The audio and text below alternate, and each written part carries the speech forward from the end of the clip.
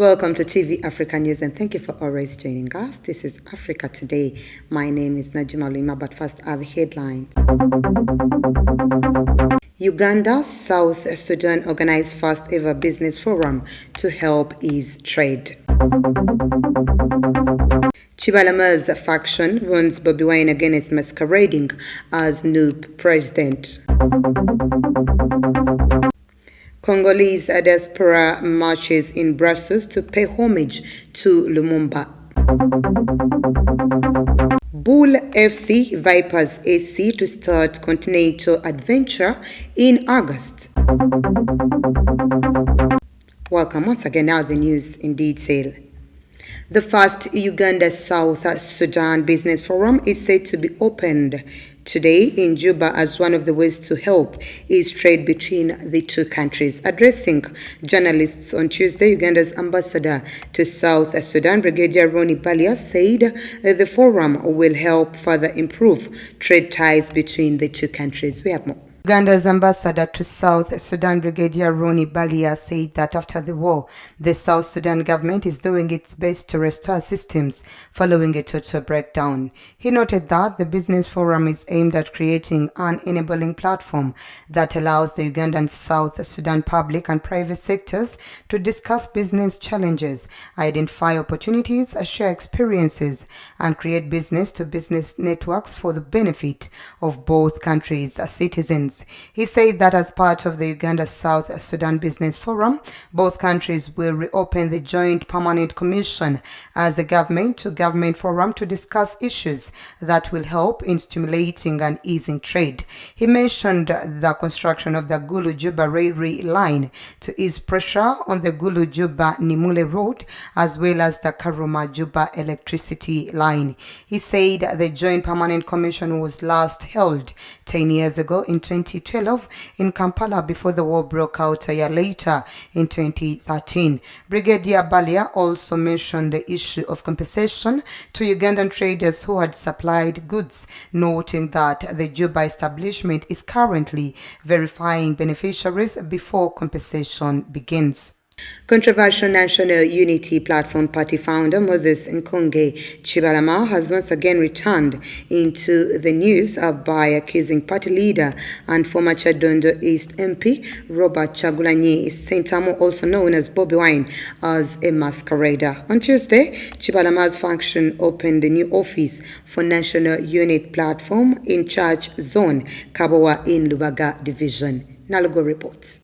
Speaking during the function, the group's secretary for information Gideon Tugume, who spoke on behalf of other leaders, said they are the legitimate NUP leaders and warned Chagulanyi against calling himself the party president using the party symbols and stamp. This was further substantiated by Chibalama himself, who said they have broken ties with the Kamocha group led by Chagulanyi, adding that to ensure this, they have taken back the NUP party by formalizing it with the Electoral Commission. He explained that they signed a memorandum of understanding with the People Power movement, which was to be reviewed after 1 year, noting that when this time elapsed, Chagulanyi's faction failed to honor the agreement. He noted that when Chagulanyi's faction failed to reach out to them as allegedly indicated in the agreement, they decided to hold a delegates conference to get new leadership. He noted that these ought to report to work or else they risk being thrown out of leadership positions. Chibalama's faction said that while changing the party from National Unity Reconciliation and Development Party to NUP, they only agreed to accommodate Chagulanyi and team as members but not giving them ownership, adding that despite signing a memorandum of understanding stating the roles of each party, they were surprised when the same was not fulfilled. The group also accused the Kamoja faction of lack of transparency, failure to respect the party constitution, and failure to paint party structures, among others. On Tuesday, NUP spokesperson Joel Senyonyi said they will deal with Chibalama legally. As teachers continue striking over salary enhancement, the Uganda People's Congress Party has called upon government to always consider formulating pro-people policies as well as establishing mechanisms that unite the country. Ahumuza with more. In a period of 1 year, Uganda has registered a significant number of industrial strikes, with the most recent being the arts teachers, who continues demanding for equal pay with the science teachers. Commenting on this, the spokesperson for the Uganda People's Congress, Arach Oyat Sharon, said that it is only a united workforce that can boost development in any given country, thus calling for equal pay for all workers with equal value.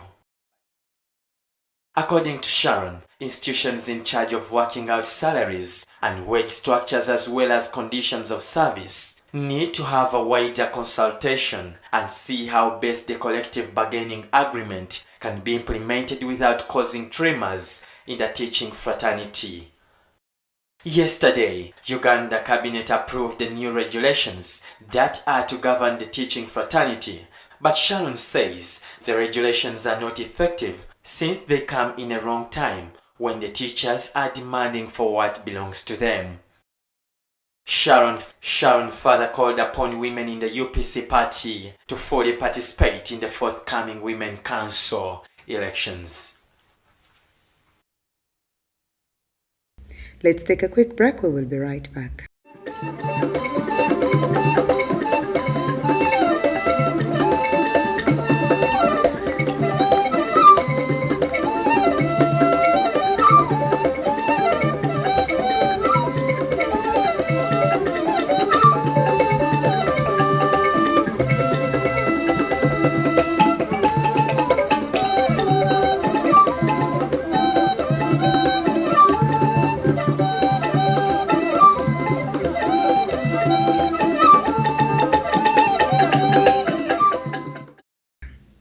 Welcome back. You're still watching TV Africa News, the right to know. Large crowds marched on Tuesday in Brussels, Belgium, from the Congolese embassy to Lumumba Square to pay tribute to Patrice Lumumba, the Congolese anti-colonial fighter. On Monday, Belgium handed to the Lumumba family what is believed to be the last remains of the slain Congolese leader. According to Princess Ziku Dieka, a participant in the Embassy of the Democratic Republic of Congo, located in Belgium, many from the diaspora went to sign the condolences book and pay homage to Patrice Lumumba.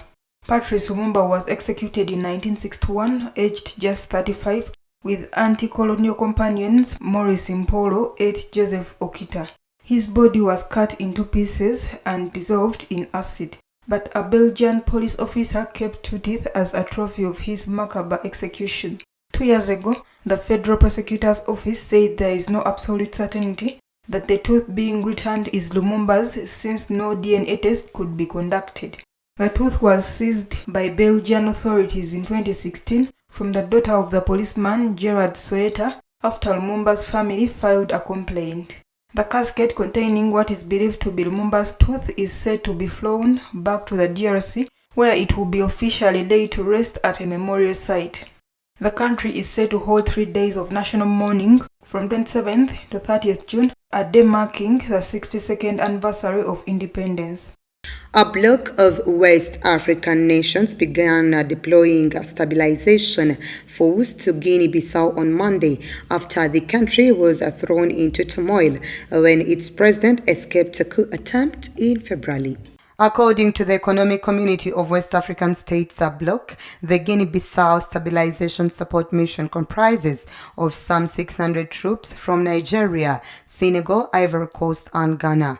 General Francis Behazine, ECOWAS Commissioner for Political Affairs, Peace and Security, said that the mission will last 1 year and is renewable. When President Umaru Sissoco Embalo escaped a February 1st coup attempt that left 11 people dead, ECOWAS decided the same week to send a stabilization force. The bloc had already deployed a force for stability and security in Guinea-Bissau after the April 2012 coup that overthrew Prime Minister Carlos Gomez Jr., who was the favorite to win the presidential election. The force of more than 1,000 soldiers and police officers left the country in September 2020 at the end of its mandate, having ensured the country's stability for 8 years.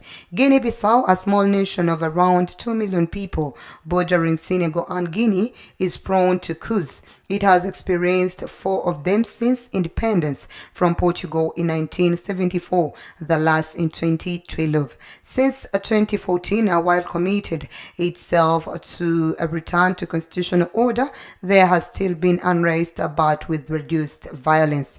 Tensions persisted after Embalo was elected president in December 2019. In mid-May, Guinea-Bissau's president dissolved parliament, which he accused of having become a space for political guerrilla warfare and conspiracy. He has set December 18th as the date for legislative elections.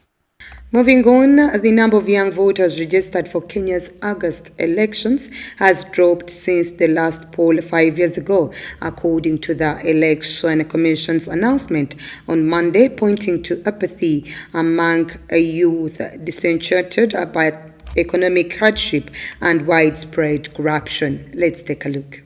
The Independent Electoral and Boundaries Commission said after an audit of the voters' roll that this was despite the total number of people who have signed up to cast their ballots increasing by more than 12%. There will be 22.1 million voters on the register, often seen as a key point at which an election can be reached, up from 19.6 million 5 years ago. The Independent Electoral and Boundaries Commission Chairman Wafuka Chebukati said that the number of youth registered to vote in 2022 stands at 39.84%, which is a decline of 5.27% against 2017. According to government figures, the Independent Electoral and Boundaries Commission under 35s account for 3/4 of Kenya's population of about 50 million. Chebukati said that women were still underrepresented in the voter register, with their number accounting for 49% of the total.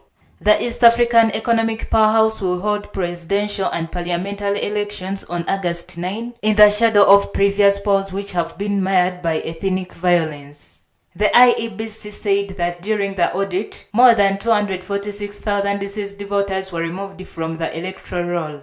Away from that, Tunisian President Kais Saied received the first draft of the new constitution on Monday. Under his own timeline, Saied has until June 30th to approve or edit the draft constitution, less than a month ahead of the referendum planned for July 25th.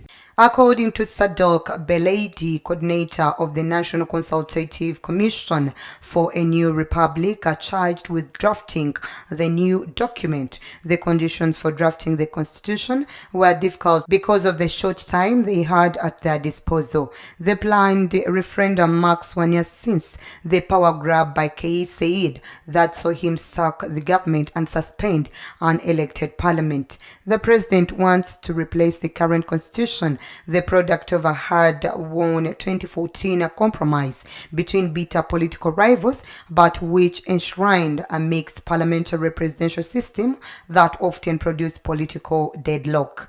The revised constitution is at the center of Said's program for rebuilding Tunisia's political system more than a decade after the revolution that sparked the Arab Spring uprisings.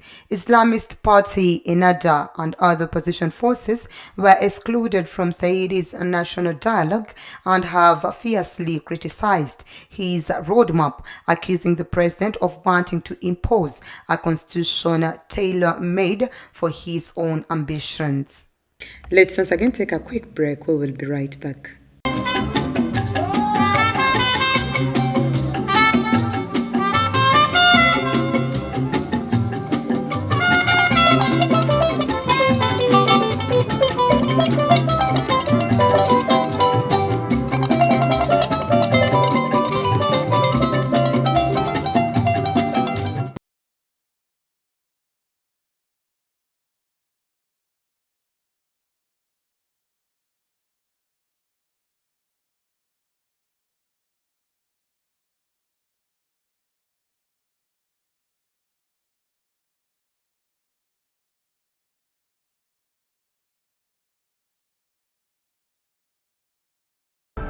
Welcome back. You're still watching TV Africa News, the right to know. In our business news today, a survey done by Sitin Uganda has indicated that there is little intra-regional trade among East African states, a situation that might make the African Continental Free Trade Area to not effectively achieve its goals.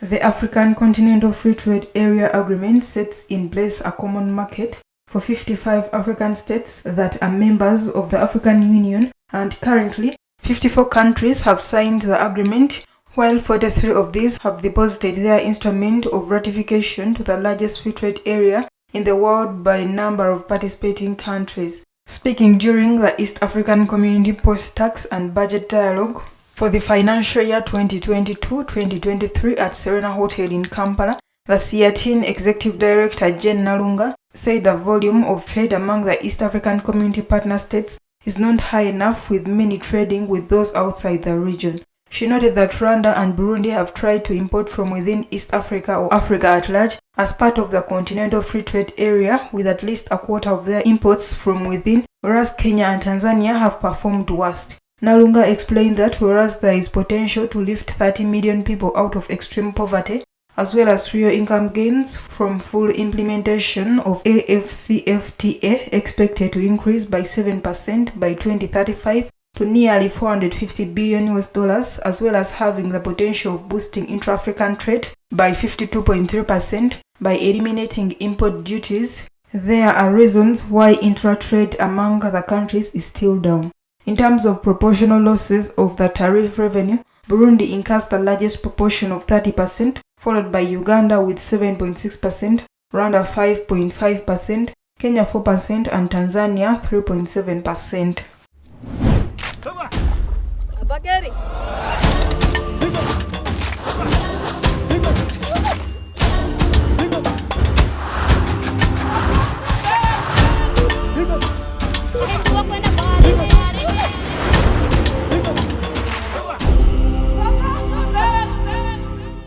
In our health news today, the United Nations High Commissioner for Refugees has warned that the refugee crisis in Uganda is worsening amid increased conflicts and reduced international financing of refugee affairs.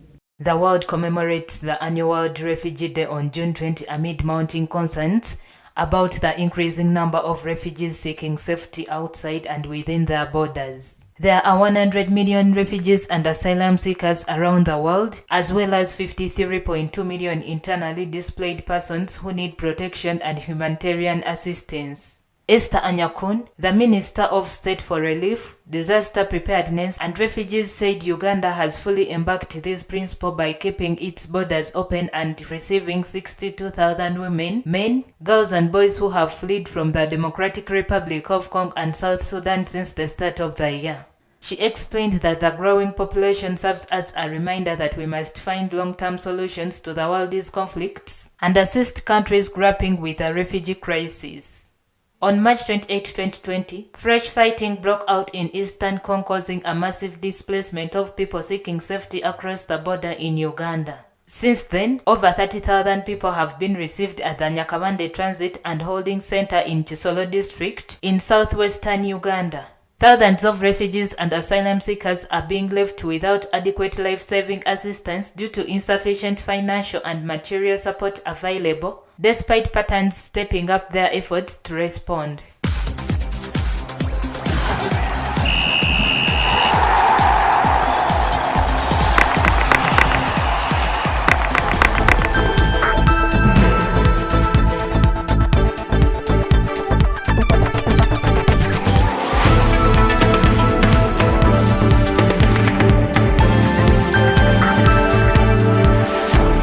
And in our sports news today, Uganda's representatives in CAF inter-club competitions, Vipers AC and Bull FC, will start their campaigns for the 2022-2023 in August. This was confirmed by the Confederation of African Football in a communique that outlined the entire season calendar for both the CAF Champions League and CAF Confederation Cup. Ahumuza with more. According to the African Football Governing Body, the competitions will start on Friday, August 12th. The group stages for both competitions will start in September and end before November 18th for clubs to free players who will represent their countries at the Qatar 2022 World Cup. The knockouts will not start until February 2023 after the African Nations Championships tournament to be held in Algeria. Vipers will play in the Champions League, while Bull FC on its Continental debut will feature in the Confederation Cup. Last season, Ugandan champions then Express FC were ousted by Al Merreikh at the first round hurdle, while URA got eliminated by Al Masry of Egypt in the second round. That was the news. Thank you for always keeping it TV Africa. Please do stay tuned.